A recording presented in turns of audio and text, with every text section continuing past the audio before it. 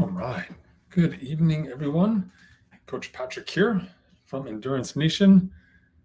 I hope everyone is doing well this evening and excited to talk to you a little bit about the mid-season slump and how to make sure you avoid it, what it looks like, the signs, and the strategies you can take to make sure that you're safe as you come to the rest of your season. Some of the reasons why we want to actually do that, which is really, really important. All right. So I'm just downloading my presentation right now. I hope everyone's doing really well. As you participate this evening, there's like a chat button on the side where you can go ahead and put comments up there for me to dial in on and answer as you go forward. So don't hesitate to drop some notes in there as you see fit as you go through this process. All right, I will periodically be taking a drink of some tea here. Also need to keep myself critically hydrated as we go through this, all right? Let me get my presentation ready here so we can go forward. I'm very excited to give you this presentation. All right, let's see here.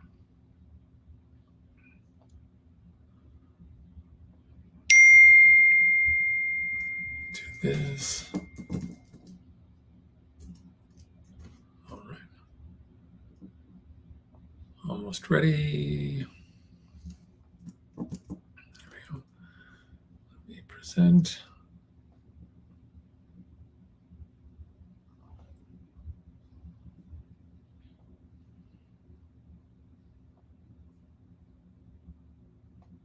I'm going to upload this file.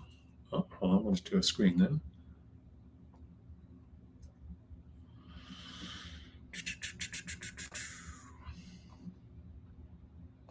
All right, we'll do this. And we'll hide the sidebar. Let's take a look at this bad boy. All right, there we go. Awesome. Very cool. Fighting the mid-season slump. There we go. Super handsome me. Okay, so we're going to dive into this presentation tonight. This presentation, just for context, came out of the work doing inside Endurance Nation, working with athletes, people on the team who are struggling with this period of time with a break in their normal year. What this means is essentially we have a plan. Inside Endurance Nation, we create this annual plan for you.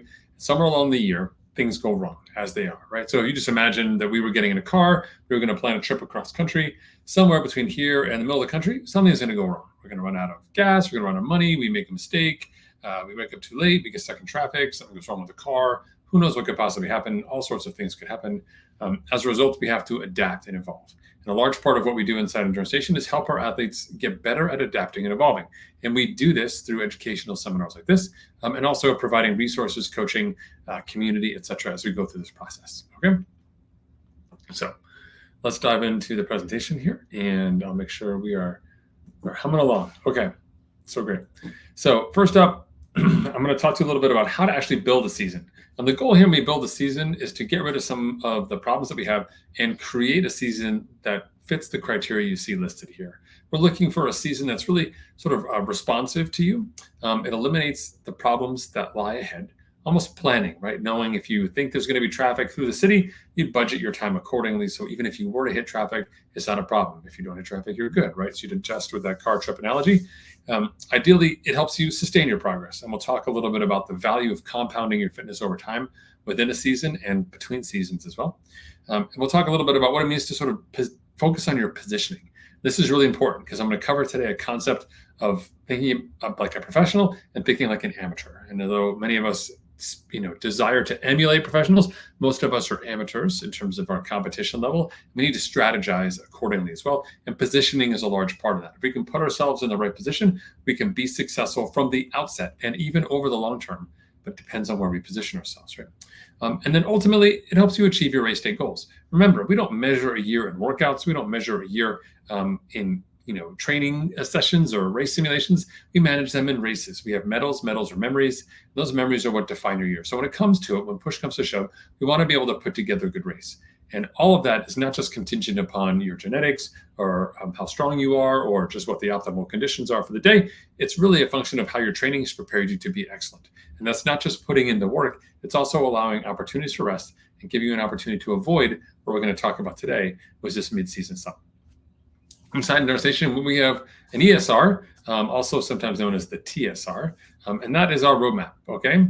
That roadmap essentially is what we do to create for each one of our athletes. And this roadmap is what they follow across the course of their season. So we start off with re-entry, which is restarting after either time off, injury, or from a new season. And that takes anywhere from 4 to 12 weeks, depending on where your fitness level is and how far we have to go to get you back. Okay, super important. Okay? Next up, we have the ramp. And in this period of time, this is where we're building our fitness. Just like it sounds like, it's a ramp. And this is the time during which we're actually adding stress to your system and building fitness for you to get ready for your season. Next up, we have race or epic. The race or epic portion, that's usually sort of like a 2-week peak or something big. It involves sometimes like a little taper into the session, or it could be a whole block, like a week or a week and a half of camp, whatever it may be. But you've got these blocks of epic in there. And last but not least, we have some recovery. Let me think about recovering as well. So we work from re-entry to ramp to race to recover, okay? Or to ramp to epic to recover, okay? And the key components here that I want you to recognize aren't necessarily the race epic. People say race for just 2 weeks a year. No, it's a cycle that we'll go through where we race and recover. Sometimes we'll do re-entry in the middle of the year. Sometimes we'll go into ramping as well. But the general components are outlined here. And this is really important when you think about a season, because these are the critical components that people will often overlook. The thing that people don't think about, they don't think about re-entry at all. They're like, what are you talking about? I'm fine, right? They just get to work, right? And what they don't think about as well, they don't think about the recovery period. And most people don't build recovery periods into their year. Think about it. When you load a training plan, or you're trying to get from A to B, you're really focused on the work required to get from A to B. You're not focused on the time that you need to rest in that space. You're not focused on the time you need to recover after once you've gotten there. You're not focused on where do you need to be when you start that journey. You're just really focused on that next phase of the journey, right? Which is really myopic and is part of what sets people up for failure when they get into the real season. So I'm going to talk about a success factor, someone who's an outlier, one of my favorite athletes in the Ironman scene. So I'm already giving some away. Here he is. Looks like an ordinary guy, right? The only thing that sort of gives him away, these bracelets. He's got some bracelets on his arms right here, right? So he's not your typical athlete. When we think about Ironman athletes, he's not covered in muscle. He's not walking around with a shirt off, not a tattoo in sight. I mean, honestly, how could this person even be a professional triathlete just looking like an ordinary human being, right? Well, we'll try another clip. How about this? Anybody recognize him now? You know, kind of a giveaway. You can see some of the sponsors here are not U.S. sponsors or European sponsors. So a little bit different. And I met this man. His name's Peter. I met Peter in Lake Placid because Peter had done Coeur d'Alene that year when I was supporting the team. And then he had done Lake Placid where I saw him there. And then later on, I saw him again in, I want to say, late August in Louisville as well. And I came to recognize the fact that this smiling guy, because he smiles when he races and he smiles when he's not racing, was doing tons of races a year. Like race. He'd come over from Europe, from Czechoslovakia, and he would race here in the U.S. throughout the year. And then, go back home, go to Kona, go back home and spend time. So he'd spend time training, in the off season and winter time at home. And then he would come to the U.S. and race and put in his time. I just give you a sense of just how much Peter Fabricek raced. I'm going to leave this slide up for a minute while you take a look at all of his palmares and all the things he's done. The information over here is just staggering. In fact, you may want to just hit pause on the presentation to see. Those are his kids now. He's just a little bit older than I am. But he's got some incredible records up here that are things to think about, right? That are just worth, kind of checking out as you see what he's been up to. So he's done 230 Ironman races. He's won 3 X-Tri races, right? He's done 81 top 10 in official Ironman races. He just was the double Ironman world champion here in the States. He's done the North Pole Marathon and he's won it. He won Ultraman Florida once. He was 3rd place at Ultraman World Championships. Good God. He's the winner of some Mountain Challenge Ultra Marathon series in 2013. Sounds super easy. He's an Antarctic Ice Marathon 100K winner and course record holder in 2013. Freezing, hot, cold, hilly, pace over time, whatever it is. Peter was racing. And the reason why Peter was racing so much was because that's how the system worked. Like back in the day, long before many of you were doing Ironman races, the point system for pros really didn't exist. And instead, you just had to be in the top 3 to get a spot. And so what that meant was you had to come over to the States or be in the States, and you just had to race a lot. because you just didn't know which race was going to hit, who was going to show up, what they were going to do on the day, and what it would look like. So it wasn't about showing up and earning points and 3/5 and a second gets you to Kona. It was like you had to be top 3. So you just kind of hope the competition blew up. And the races were very different back then. So people would really attack each other on the bike, trying to gain a gap so that folks couldn't chase them down on the run. And if you really were in trouble on the run and you knew you weren't going to make it up, people would just jog it in. They just walk. There were races in like Placid where there were female pros and male pros just walking and talking. They'd get like 5th place, but they did like a 4.5-hour marathon. No one else was out there. No one else was doing it because the criteria was different. The incentives were off. And as a result, it was sort of a battle of attrition, not just in the race itself, but also across the course of the season. Now, the point system has dynamically changed that. But in reality, what Peter did essentially was he built a season where he would get fit at home. He'd build this engine, come over to the States, and he would basically race and recover all year long. And he used the race and recovery methodology portions of the season, here the race and epic and recover, to maintain a high level of fitness, but not over fatigue himself until he went back home at the end of the year. If he was lucky enough, he'd be at Kona or some championship race in the fall. But this is essentially what his structure looked like. I want to share it with you because for most of us, our season, our data for across the season does not look like this. Our typical build for the season typically has one ramp. It's got one ramp to one race. We race and then we recover, we're done. So most people have like a peak, it's done and it's done, right? Kind of just like a little bump and it's done. And actually, the best athletes and the most strategic athletes actually do a really good job of building fitness and then maintaining time in that zip code, essentially, across the course of the season. And how you do that is effectively how you manage this mid-season slump. Okay, mid-season slump. Okay, with that, time for a little sip here. Let's switch gears for a second.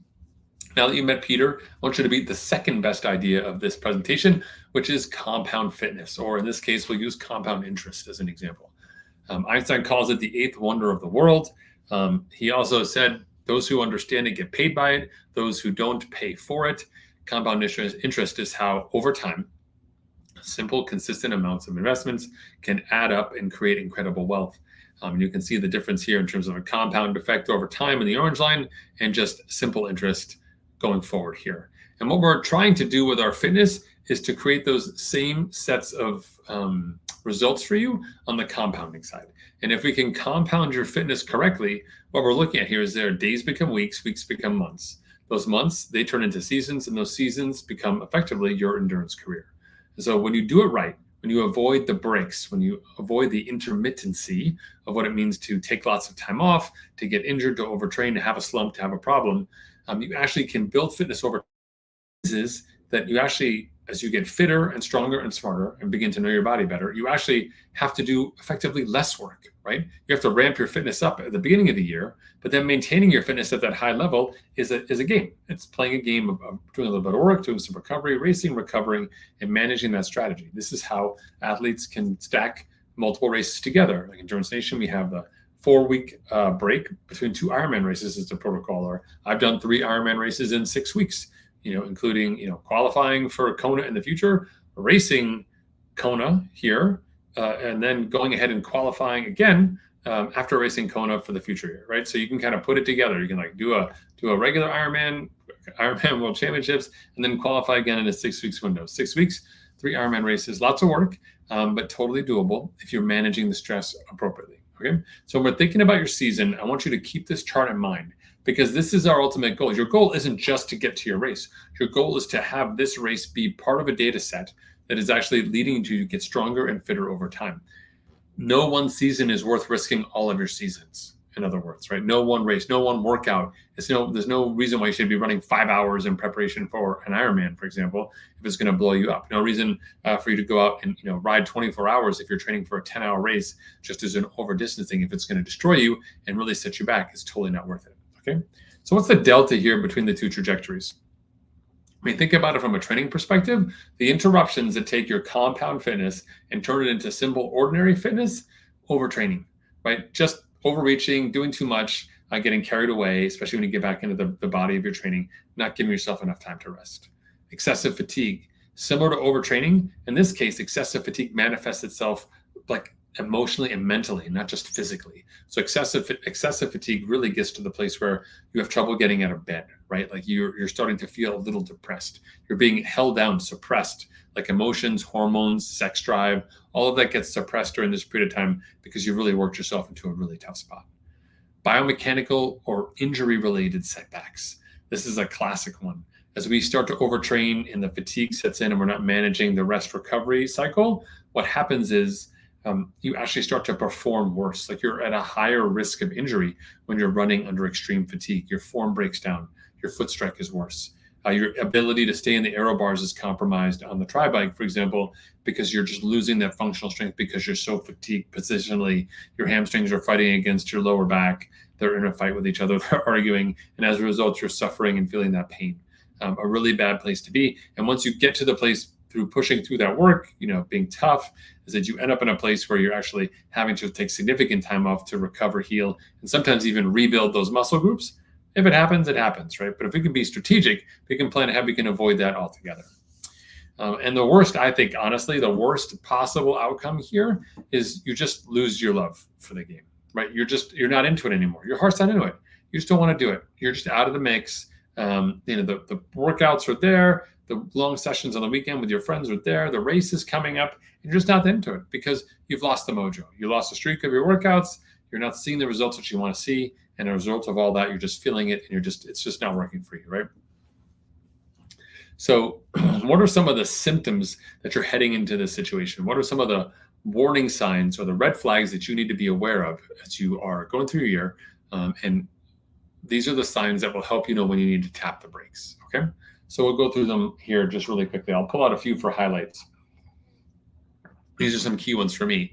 Difficulty sleeping. Super early warning sign for me. The difficulty sleeping isn't difficulty falling asleep.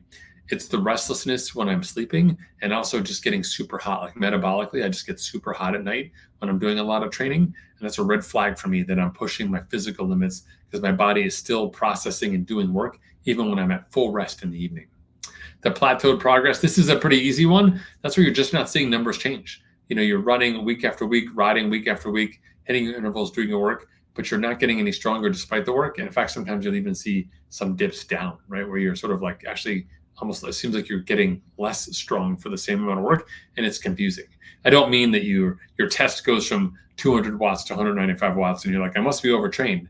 I mean, like you're out doing your lone bike ride or your lone run or your tempo run, and you're in your fourth or fifth week. And the first week you ran it at 9-minute miles, and the second week you ran it at like 850 minute per mile, and the third week you ran it at like 848. That's great. And the fourth week now you're back up at like 858. And you're like, wait a minute, I'm not staying stronger. I'm actually losing speed over the course of this run. And a significant block, not just 1 mile, but a significant block enough to stand out. So you're kind of plateauing a little bit. Next one, this is a really easy tell from one of our athletes. The emotional instability. You just lose your temper. You get frustrated. That same type of stress that may affect you at work or in a dynamic situation at home also manifests itself with your training. You're just run down. You're a little short with yourself. You're frustrated with what's happening. You're not seeing the numbers that you want on the dial, and it's not working for you. It's very easy to fall into this emotional instability, just kind of lash out, be grumpy even sometimes. And so your friends and family might actually notice this one first before you even do. Elevated RPE, this is super important. You're going out doing your steady state ride. You're like, I'm going to ride in zone 1, so you're riding in zone 1.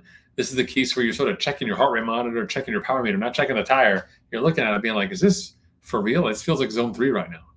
It's supposed to be zone 2, but it feels like zone 3. What's going on? Are my zones off? Like, what's happening? And so when you feel that excessive fatigue, another clear sign that whatever you're doing during the week or whatever you've been doing over the course of a few weeks has manifested itself to a place where right now, this Saturday, this Sunday, this Friday, whatever it may be, you just don't have the juice. Your fatigue is real there. And as a result, you've got to be careful. You'll notice it also with an erratic morning heart rate or disrupted heart rate variability. I'll put these two sort of side by side. Your typical morning metrics that you'll look at, say you're sort of in a normal window, like 45 to 50 beats per minute or 52 beats per minute. And all of a sudden you're starting to notice those numbers are creeping up. Or maybe it's 54 one day and then 46 the next day and then 53. You see a lot more variability in these numbers than you normally would. That oscillation, that situation, and the deviation in those lines is really a sign that your body's trying to fight to get back to normal, to homeostasis, and it's having a tough time. because of the fatigue you're in. So those are also warning signs. Not that a 54 or 46 is good or bad, but the fact that you have a baseline trajectory for these numbers, and now you're outside the lines, you're coloring outside the lines, you're ruining the picture with your coloring. What are you doing? Put the crayon down. All of that shows up as a problem for you. We see decreased workout performance.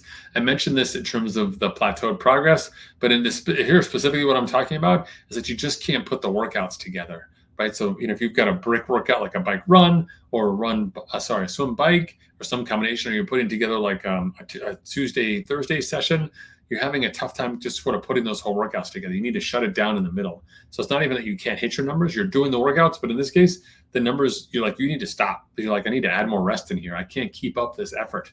I was doing 4 by 5 minutes last week. This week I'm on my 3rd, 5th minute, and I need to take a break. I need to add extra rest in here. That's that decreased workout performance I'm talking about. Yeah, this lethargy, low motivation. I touched on this earlier, but again, this is one of those sort of early insidious signs, and you've got a long workout on the weekend or a quality session during the week, and you're dreading it. You're just really dreading it. And sometimes some people just dread certain sessions. I get that. Like swim sessions for me, like hard swim sessions, no thank you. Super dread. But if you have a workout that you normally love and now all of a sudden you're not looking forward to it, that's a sign. Don't ignore that sign. There's something coming for you. That's like a tick in the note box to be like, I got to check on this on the weekend, see if I bounce back, see if I feel better about next week. If it's 2 weeks in a row and you're missing that mojo, it's time to go back and take a look at the structure every week. More on that later.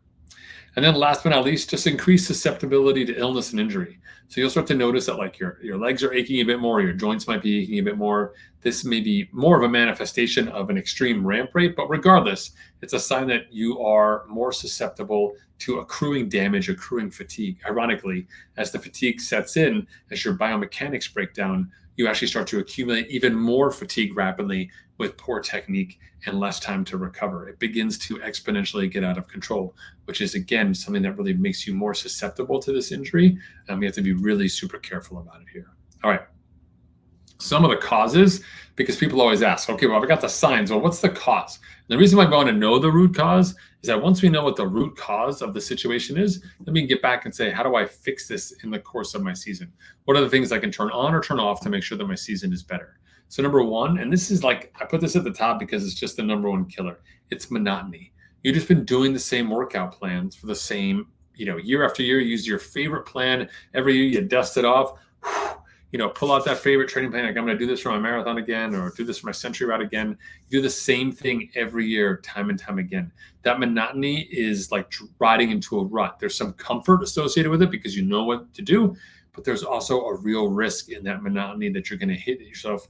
You're going to put yourself into a position where you're going to plateau again. And actually the mental fatigue and the boring element of it sets in sooner than the physical manifestation. And then soon after, you'll have that physical problem. The next piece here, one of the favorites of mine, one of the favorites of my wife, who loves to remind me, I'm getting inadequate sleep, right? So you have your own baseline of what good sleep is versus bad. When you're into heavy training, we recommend that you target 8 hours. You get plus or minus half an hour, somewhere in there is great. But inadequate sleep is one of the top predictors of the mid-season slump and one of the top causes as well. Work-life stressors, without a doubt, massive. I skipped the weather. We'll come back to the weather.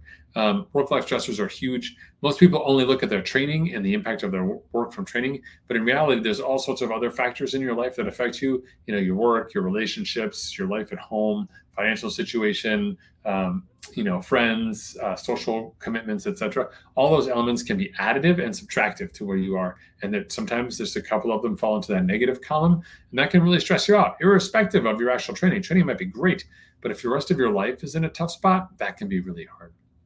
I mentioned, I'll go back to weather instability. Sounds crazy, but if you've got a really bad winter, or you're just having a bad spring, and you just can't get outside, it's, you've been looking towards the finish line to get off the trainer or to get off the treadmill and get outside, and now you don't have it, or you have to go back in and out all the time. That instability can actually be really detrimental to your overall well-being. We don't work well. We have to go back and forth, and we get something outside time, and then we lose it inside time. Outside time, inside time. It becomes a little sort of like evil Pavlovian messing with your reward system, and as a result can really set you off. So weather instability is in fact a factor. Lack of plan flexibility, this leads sort of a little bit to the monotony side, but when I say plan flexibility, I mean that you don't have either power over your training plan, like we talk about inside the team, or you're uncomfortable adjusting your training plan. And as a result, you're just following this plan, like we like to say inside the team, into a brick wall, and you're going to have a problem. The plan itself is not going to adapt. You need to adapt around the constraints of the plan and how you're responding, which is very, very important. So at the end of the day, we always want to encourage you as an athlete to remember you're in control. You're holding the steering wheel. You choose the plan. You choose how you interpret your daily workouts. You've got the numbers and the metrics on your dashboard. Those are the tools you use to make decisions that will help you up for success. Okay. I mentioned earlier, aggressive ramp rates. This is just getting too excited or maybe signing up for a race late, putting yourself in trouble. Poor workout nutrition for sure, especially when we get in season, particularly after we get to that ramp or we're getting that race period. Athletes are, minding body composition. If that bleeds over into the rest of their season, that can be challenging because as the workload goes up, our calories need to go up as well so we can fuel our bodies. And if you're having poor workout nutrition, that just means you're finishing all of these long sessions in this energy deficit. Over time, even though you are eating after your sessions, perhaps even healthily, despite what you're doing during the workouts, you're going to end up in an energy deficit. That energy deficit becomes a real problem later as you try to figure out, how do I start to put together good workouts when every time you start for a workout, when you used to have glycogen to get you to 2 hours, now it's only an hour and a half, and it continues, now it's only an hour, now it's only 40 minutes, and you're still putting up the same 3.5 hour workout. That means more time and more stress on your body from a fueling perspective. And if you've got a poor fueling plan in place, it means that you're really going to be in trouble long term. Okay. Another option here, the minimal re-entry window. This means that you just didn't take the time to get back into it. You just went right to it. You were like, oh, my race is in 6 weeks. I got to go. And you're in that sort of rush scenario. Think about rushing to the airport to catch a plane. Hurry up, get a taxi. Hurry up, jump on a train. That's when you jump on the wrong train. That's when you get out of the taxi at the wrong terminal. That's when you get on a taxi, leave your iPhone behind. Like whatever it may be, like that stress does not bring more value to your racing experience. In fact, it sets you back. And so understanding what your season parameters look like so you can start appropriately, get that re-entry work in, so important. And last but not least, there's a sort of social mechanism, whether it's Strava or with your teammates, this concept of like, hey, I got to keep this streak alive, or I got to make the numbers go up. I got to get faster and better every time. You can't be a hero in every session, and no individual session and no individual discipline, as I mentioned earlier, should be the signal of success for your year. Great races, great performances, great epic experiences, those define your year. Everything else is just a tool to get you to that place. And just like any tool, there's times when you need to pick it up and use it, times when you need to put it down and not use it, use something else. And managing your season and having your flexibility, even inside yourself with your incentives and your motivation, really important. The same thing that motivates you in the beginning of the season might not be the same thing that motivates you later. Not changing those incentives or that alignment can also be a compounding factor for you in terms of trouble. Let's talk a little bit about the different types of people who run into this trouble, because these are my favorite. I always like to come up with a couple options for you. The classic one here is the procrastinator. The procrastinator comes out and says like, oh, don't worry about it. We'll be fine. I need to start training now. I know everyone else is training now. It's January. My race is in July. I'll start in February or March, or maybe April, because by then I can be outside. So I'll wait till April. Well, you've just taken like 3 full months off the calendar of actual training, and that's where things get in trouble, because now you really force yourself in a place where you can't do reentry, and you're gonna have to really hit that ramp rate pretty hard, which again is a massive setup for problems with your season. Next up, faked out fit. Kind of a fan or aligned with the procrastinator. Faked out fit is like, I'm doing great. I remember last time I rode my bike, I was super fast and strong. Of course, the asterisk on that statement is the last time you rode your bike and were super fast and strong was like 4 months ago. You're no longer super fast and strong. You're gonna have to build that back. And the folks who deceive themselves and think I'm fit enough and I'll be fine, they actually set themselves up for a really tough spot in the season, because that reconciliation will eventually happen. They'll push the numbers until they realize they can't keep pushing those numbers over time. Their body will push back. Typically, there's some sort of overuse injury, problem, pushback, and then there's adaptation, and then there's recalibration to get back. Well, all of that costs you time to get ready for your race. And again, that puts you in the same position as a procrastinator, where now you're trying to cram stuff into time. When we're cramming, we're just not at our best from a decision-making perspective or from a fitness accumulation perspective. Next up, we have the tortured tortoise. This is super fun. The tortured tortoise, this is like the opposite of the last two I talked about. The tortured tortoise signs up for a race next year and starts training that same day for that race next year. This athlete has a huge training plan. They've got like a horizon's worth of workouts. They know everything they're doing for the next 727 days, and they're going to follow it, and they're going to go through it. And that is what success is, which is just following this plan and doing all of this work. Again, the very minimalist ESR structure that I showed you earlier allows you to be flexible in your season. We have more adaptations inside the team in terms of specificity, swim camp, other modalities to help you stay focused and engaged without that long-term 24-week build-up to your race or 32-week build-up to a race. No one should be building 32 weeks to a race. Like, that's a jail sentence as far as I'm concerned. That's a problem. So don't be a tortoise. And by tortoise, not to say that being deliberate is a problem, but really being pedantic and not being dynamic with your training structure. Again, from a positioning perspective, like I talked about at the beginning, this tortoise option puts you in a really bad position long-term. Then last but not least, the copycat. These are my favorite. These are the athletes who just do whatever someone else is doing for the workouts. They show up and they say, "Oh, are you riding today as well? What are you doing?" They tell me you're doing. So I'm just going to jump in with you. Or like, "Oh, what are you? I saw you're going to the track. I'll come on over. What are we running today? 10 by 800 sounds great. I'll do that. And they're very happy to be social. They're very happy to mirror what someone else is doing, but they're not actually creating a cohesive buildup to their race. Of course, I'm all about being social. There's nothing wrong with having a couple sessions that either dovetail or you run your own workout at the track while your friend runs another workout, but you're both at the track, catching up with each other, etc. That works. But like literally copy pasting in from individuals, particularly different differentials, different individuals. Like, hey, I'm going to swim with Jane on Fridays, but I'm going to bike with Bob on Saturday. I'm going to run with Sue on Sundays. And they're all different athletes, all different races, all different goals. That really, again, keeps you fit, keeps you active, really high index on the social scale, very low index on the actual evolution of your performance scale because you're just following everyone else's lead, okay? I want to give you an example or a visual of the mid-season slump because sometimes when we're talking about it with bullets, it's hard to tell. But this is my build-up from 2022 into 2023 where I did, for race perspective, I did Ironman Leadville. And then I went ahead and did, I'll make sure I'm good here. Good, I'm good. All right, so I did Ironman. I did Leadville 100 in August here, and then right after that I did Steamboat. So 2 big races here, sort of in this August timeframe. How did I handle these big races? What did I do? Okay, and what does it look like? And so things started off really well. End of the year 2022, I was building a little fitness here, like doing a small block to kind of pull things up. Next block was this sort of into the winter block. This is where I was really trying to be deliberate with my aerobic base building and say, all right, I'm going to do some good work here and kind of build myself up to be ready for a solid sustained winter. So you can tell winter sustained, not so much. I actually got a little carried away here. My fitness here, as I was hitting December, was as high as it was mid-season. So that's a red flag for me now in retrospect. So needless to say, the sort of December to mid-February Valentine's Day sort of option here, that block didn't really work out for me. Like I was like detraining a little bit, and despite the work I did and the rest I had to take in between it just wasn't successful for me.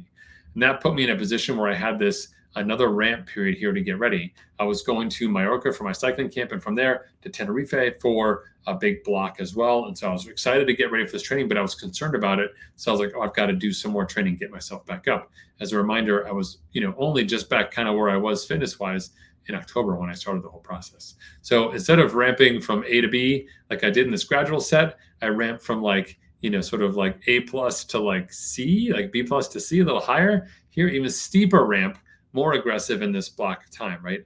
And I rested, but did I rest enough? The answer is no, because I was resting at levels that were even higher than my peak levels had been all year. So technically, my friends, that's not rest, okay? Then comes the middle of the year. I do Mallorca, I put in 700 miles in a week, and I do another big race at the end in Tenerife, and I'm suffering here. Like not only did I do a 10-hour race in Mallorca, I did like a 10-hour race in Tenerife, and I came home from it, and I was just explodified and in pieces. But I knew that I had races in August, so I was like, oh my God, how do I keep this going? And so I really fought. I fought for about 5 weeks, I think, inside here, even 6 weeks, trying to do work, trying to recover. But the net is that no matter what I was doing for work, I would instantly lose fitness as well. And the RPE in this section was crazy hard. I'll just zoom in on it for you for a second. The RPE was off the charts. My back was hurting. I was clearly overtrained from a journal perspective. When I go back and look, I wasn't taking enough rest. Even after doing little surges of work like here, I wasn't resting long enough. I was resting like super short and then getting back to work again. I was trying to force the square peg into the round hole, and I really ran into trouble. In fact, I wasn't happy with my training, and I felt like, I'll tell you mentally what was going through my mind. I felt like at this period of time right here, kind of heading into July, I was like 8 weeks out from Leadville, 6 weeks out from Leadville, and I was like, I got to get after this bad boy. I'm in trouble. And so I started to try training again, and that's where I was just done. Right by the end of July, I was about 4 to 5 weeks out from my 2 big races. They were 7 days apart, Leadville and Steamboat, and I was devastated. Like, I just couldn't train anymore. And I had to take damage control steps. And that's what you see here is this big drop where I took a ton of time off and I did a little bit of work. I peaked up for Leadville. I took a little bit of a break, and then I peaked up again for Steamboat as well. And actually, it's this period of my season, this detraining period right here, it looks like this. Just kind of pull it up here. This detraining period is what really saved my season. And in fact, all of the work that I'd done to get ready for it, actually, even including this sort of Batman double peak here, almost destroyed my season. In fact, I had to do so much disaster control that I was really worried. And if you zoom out again and take a look at my year, even coming out of that and getting into this season and building again, you can see that I've had a tough time struggling and keeping myself healthy, getting back on track. You could argue, rightfully so, that this work here in the body of the season, which is predominantly cycling, some of my highest CTL numbers, chronic training load numbers, and just on the bike alone, really set me back long term. Okay. Now, of course, I had success. I went sub 9 on a perfect day on Leadville on an incredible bike with incredible guidance from my teammates. I was very fortunate, but it was by the hair on my chinny chin chin. And even within the race, if you read my race report, you'll see that it wasn't a given by any means. So what's the problem here? Well, I've got a pro mindset like Peter, and I've got my amateur reality that I need to be thinking about. So in Peter's training, he's thinking about peak speed. How fast can he go? For me as an amateur, I just want to not slow down. Like, I'm going to let my other people blow up. I'm going to not slow down as an amateur. For Peter, he's trying to set new human limits, put these races together, race in Antarctica, race down under. God knows the guy raced everywhere. He's trying to push his limits. For me, I'm trying to limit what I push. I'm trying to reduce human error in my situation. I want to reduce the downtime, which is what leads to success and allows me to compound, right? He's trying to win. I'm just trying not to lose. I'm just trying to stay on course in a good place. By not slowing down, by not losing, I am by default winning against most of the other amateurs that I compete with. Thank goodness I don't compete with Peter. But I put these two realities here so you understand that as we start making decisions, it's not about optimal human performance. We are not in that zip code, my friends. We can buy products, services, equipment, etc., that make us feel that way. But at the end of the day, we live in an amateur reality, no matter how strong you are. Even in the top 10% of a race, there's still 9 percentage points like most that are between us and the champion. And that delta often translates into hours, multiple, 90 minutes, 100 minutes, 120 minutes between those two realities, right? Okay. So if you find yourself in this position, or in this mid-season slump, I've got a 4-step solution for you that I think is really helpful to kind of get you back.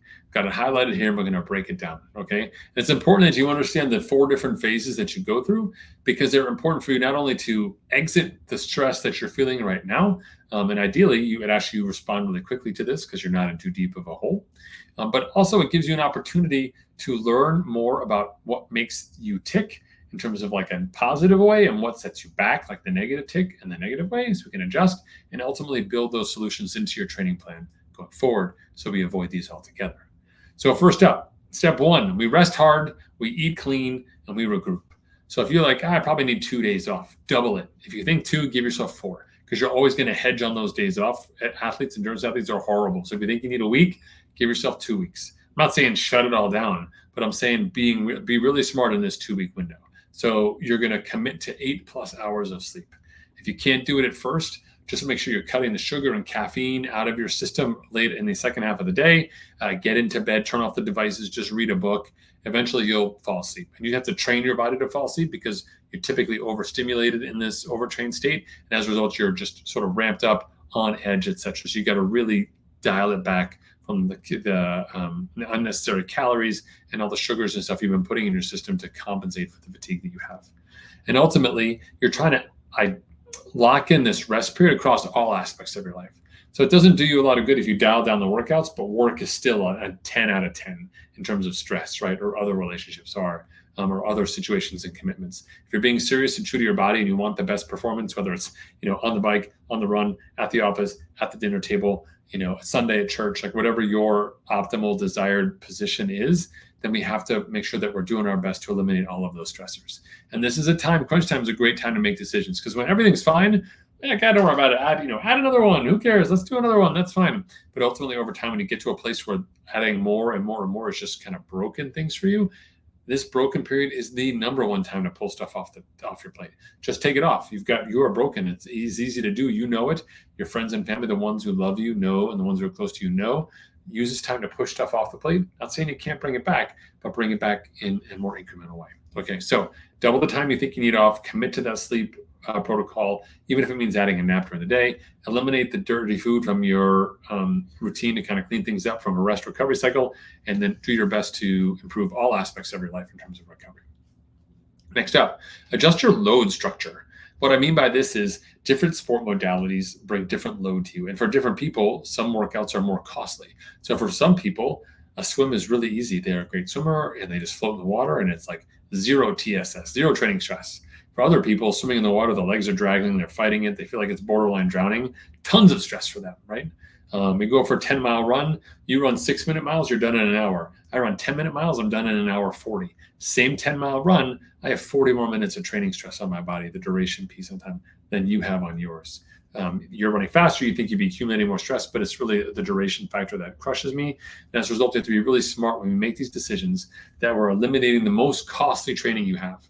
So whatever that costly training is that's hurting you, if it's the run, if it's hard bikes, again, if it's the swim session or whatever your modality may be, we're going to eliminate that or reduce it. So if the run or long run's a problem, we take those long runs off the schedule, we replace it with a non-weight bearing aerobic exercise piece. Like, let's get the really costly stuff off the table, the worst possible things to get you better. If this were a load or something you were carrying, we take the heaviest thing from you so you can make sure you can manage with what you have and really significantly reduce what you have, right? Okay. As we make these decisions, we want to maintain frequency first and duration second. So if you've got 6 days of workout, ideally you still keep 6 days of workout. We maintain that frequency of sessions, but what we do is we're willing to dial down that duration to keep the frequency. So if I still want to do 6 days of workouts, but you were doing 90 minutes every day and you're in this fatigue state, maybe we take those 90 minutes daily down to 60. So we're getting rid of 3 hours, 6 by 30 minutes. But we're keeping the frequency and your body's sort of in that same zone. We've really dialed things back. Great. If we're keeping the frequency and dialing it down doesn't help you, then start to take that duration down as well, right? And say, you know what, I'm really gonna drive this down and say, I'm gonna make it 30 minutes, right? So we're not maintaining it as much, right? We just kind of really dial down and give yourself more room. And you'll know over time as you move into this restorative phase that maybe you're not taking enough off the plate, right? Another way you can manage the load structure is to just drop by one zone. Instead of doing zone 5 intervals, do zone 4. Instead of zone 4, do zone 3. Instead of zone 3, do zone 2. Instead of zone 2, zone 1. And just do the math inside your head as you look at the workouts for this block of time, a week, 5 days, 7 days, 9 days, whatever it may be for you, to just really dial things back. Again, you're staying active, you're staying consistent, you're taking care of your body, stretching, maybe some napping, maybe a massage if you're fortunate enough to have the means, someone good near you to do that and you have the time. Otherwise, we're going to dial these zones back again to create more windows for recovery here by reducing the intensity of those quality sessions as a function of reducing the load structure.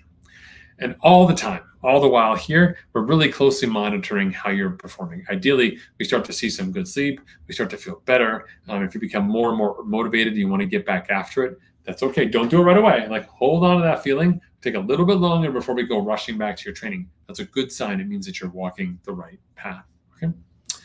Then we think about adjusting your training week, right? So we did the early triage. Then we said we're going to remove the training load. The next up, we're going to adjust our training week. In this case, really have to think about what's more important to you, the weekdays or the weekends, or inversely, what's more costly to you, the weekends or the weekdays, and then decide how we want to adjust. If you're training in the last couple of weeks to your big race, maybe we want to prioritize those long weekends, and the weekdays we can do whatever we can to bridge every Saturday and Sunday to connect. I want to connect a Sunday to a Saturday, Sunday, and then Sunday to the next Saturday is what I'm trying to connect with those 5 days.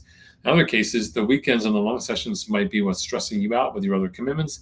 In that case, we need to focus on Monday through Friday, some flavor thereof, maybe Tuesday, Wednesday, Thursday, and the other days really dial down in terms of focus. If that's the case, that's fine, but really take a good hard look at adjusting that week to make sure you set yourself up for success. What's the real pinch point for you? How do we improve it? Next up, you want to build in the micro rest blocks. And if not rest blocks, rest hours. So, what a lot of people run into in season is that when they get to Sunday, they put in a ton of work Friday, Saturday, Sunday.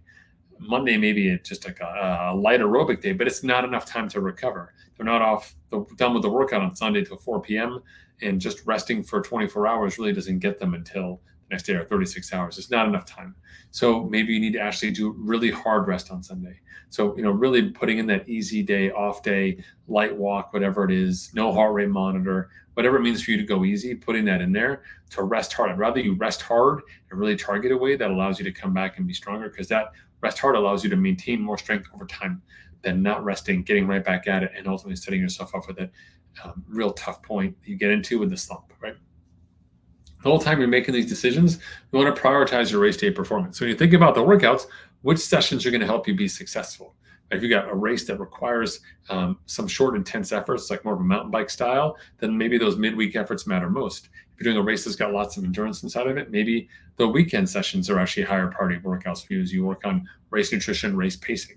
So again, use that focus on what's going to help me be the best possible for the race.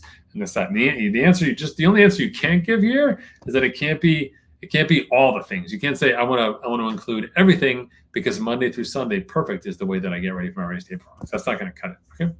And of course, don't forget, at this point in time, we're eliminating junk mileage. There's a time to add mileage and to build fatigue. When you already have plenty of fatigue, junk miles just something to do because you don't want to do something else, right? You're avoiding something. So let's unavoid that. Let's dial it in. Let's eliminate those junk miles and focus on only what are the things you need to do to maintain your fitness and prepare yourself to be successful on race day. And last but not least, the fourth step here is we plan for the future. Let's talk a little bit about what our personal rule set is. Right? Maybe you had this concept that you would do these 8 weeks of consecutive runs or these big rides on this couple big weekends, or maybe a big weekend or big block. That was your personal goal. Those were your rules. We need to change that rule set. You say, like, I can't do 7 of those weeks in a row successfully. All right, I can't do these 4 days hard in a row anymore. I can't do more than 2 days hard in a row. I need a rest day. Take that lesson. It's not that you have to do less work for next year. We just start off in that smart mode. We do 2 days, for example, a rest day and 2 days. Maybe the next time around in a couple of weeks, we can do 4 days together, or 3 days, 1 day rest and go again. But we can't do all 4 days right away. We know that breaks us. So how do we adapt accordingly, right?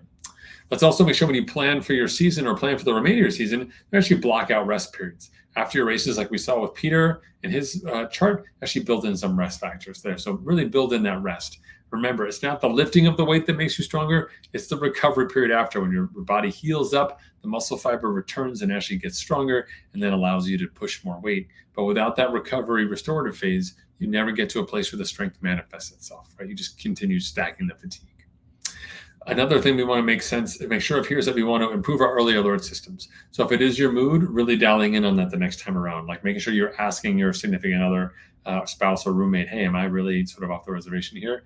Paying attention to some of those key markers like heart rate variability or RPE issues, or just that sort of feeling of malaise. If you can catch it sooner, you can start making small micro changes as well. Maybe an extra nap, changing your nutrition, being really good for 3-4 days during the week to kind of keep the ship on course so you don't have to take that full down cycle time, which is the interrupter. This interrupter that saves your season is necessary. When you break the glass and pull that switch down, everything stops now as we focus on the recovery. And our job is to make sure we just don't set fire to the kitchen first, right? And then along the way, we just want to capture our personal best solution. So if you find a way out of this, understand what you did, know what you did, what really resonated for you. Was it the rest? Was it the sleep? Was it the nutrition? Was it changing your week? What did you do that made this better? Keep that protocol, save it. So in the future, when you run into trouble again, you have a protocol to start with right away. No stumbling around for a couple of days till you sort it out. You're like, I'm going to use protocol A or protocol 2B, and then get after that and actually use that to manifest faster, rapid recovery so you can be better on track and really avoid all the hiccups. So again, a large part of what we're doing here, sort of on demand in the middle of your season, is building a better endurance season roadmap. So really getting a better sense of like, how do I handle this race epic period here? How do I handle this ramp to be successful? And how much recovery do I need? If you're like Peter, it's possible you can do just one good ramp and then maintain that time and use races strategically across the year. That's great for someone who's busy.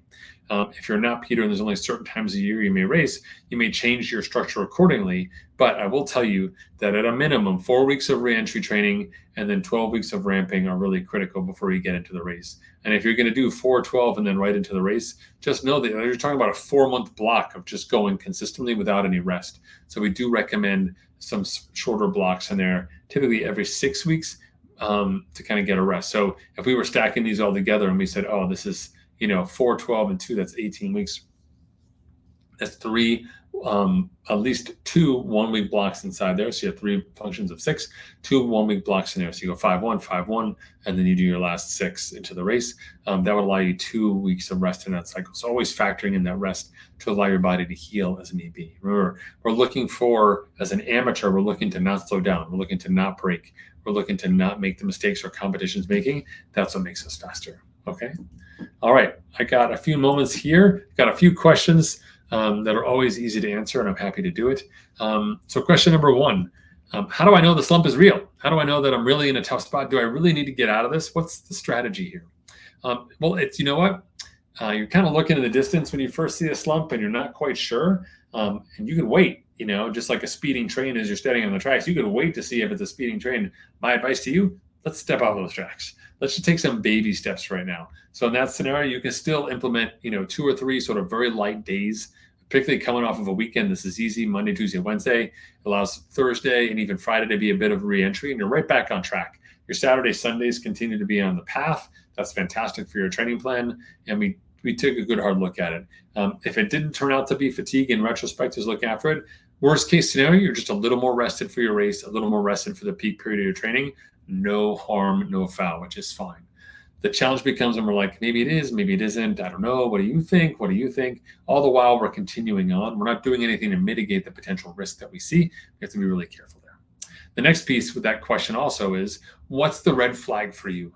Is it fatigue? Is it nutrition? Is it monotony? Whatever that is, because it's possible that just by addressing 1 or 2 elements of the system, we can prevent that alarm from triggering in a way that can make things better for you. So adding a little bit more rest into your block, maybe changing the modalities a bit, changing the training load structure. So one example that I've done really well with athletes in a 12-week build to a key race is to keep the trajectory going. But after 3 weeks of work, we have another 4th week, but it's not an off week. It's just we really changed the modality. So if you've been cycling hard for 3 weeks, what do we do in that 4th week? We cycle hard like 2 sessions, but the rest of the time is time on your feet or cross training. You're doing a fair amount of time, probably similar commensurate wise in terms of total time, but completely different modalities, which allows you to really rest from the bike, even though we're keeping our training load high. That allows you to be successful long-term with your goal without accumulating all of that individual discipline fatigue, which is what typically really starts to trigger the warning signs in there. So something for you to figure out and think about, right? Okay, another question. How many races is too many races? I saw what you said about Peter. I saw his Palmar race. He's got all these races. Like, can I do 97 races? Well, I'll tell you this.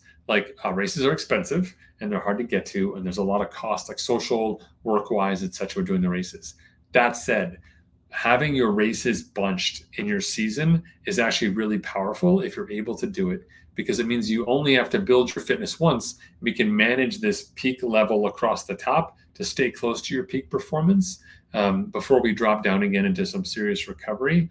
That allows you to get 2 or 3 races. In a typical Ironman season, for example, 4 weeks of reentry, 12 weeks of doing a ramp, and then you've got a race, say. So you got like 16 to 20 weeks in there sort of to the race.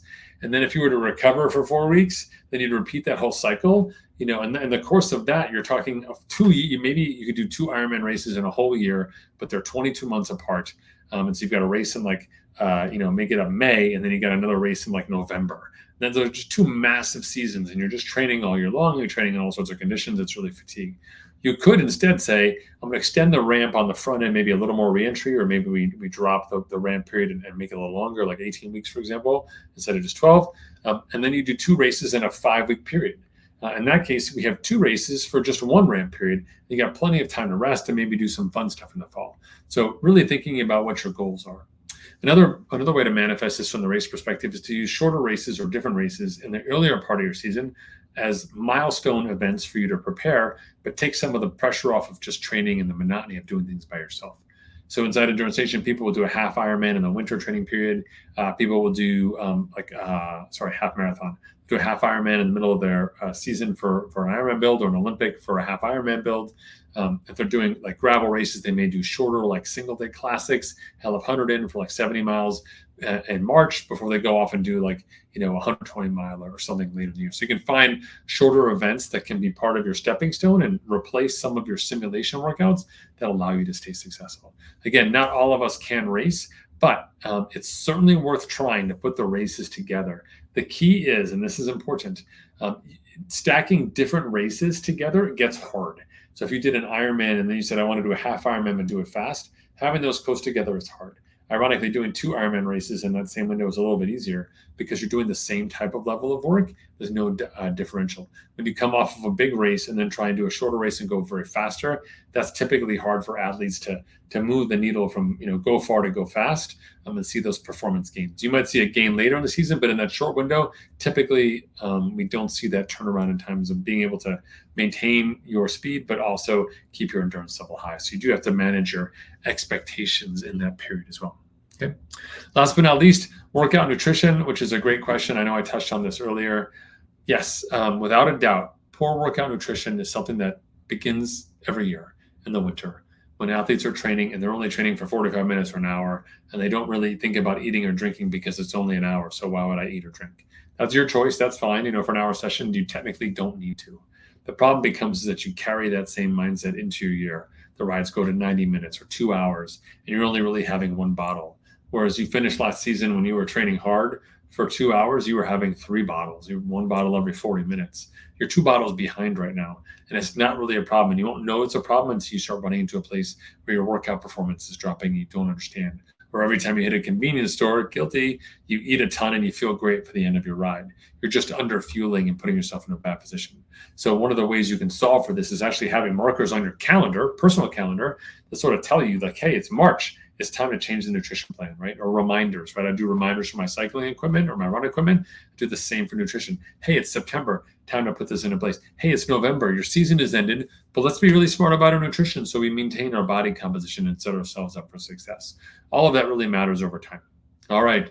This has been fantastic. I want to thank everyone for joining and for tuning in. If you do have additional questions for me or anything you want to follow up with, you can always find me at enduranceNation.us. There's a chat bubble there. Those of you on the team obviously can message me inside the community. I'll be happy to help you out. But we do the season roadmap and the season plan for everyone on the team. And in fact, probably for a limited time only, I'm working on this behind the scenes. You'll be able to do your roadmap independent of being a member of the team. So you can purchase that roadmap, you can get a basic one, or you can go a little more all in and get more detailed. That allows you to map your season no matter what software you're using, no matter what your season strategy may look like. You can know going forward that you've got a season plan is designed, takes into account this mid-season slump and the other typical roadblocks that come up and detours. And we take those off the table for you so you can train and build towards your race without fear, knowing you can compound and accumulate your fitness in a way that's going to set you up for success for the year. Okay, again, thanks for tuning in. Coach Patrick from Endurance Nation. Hope to see you online or at the races.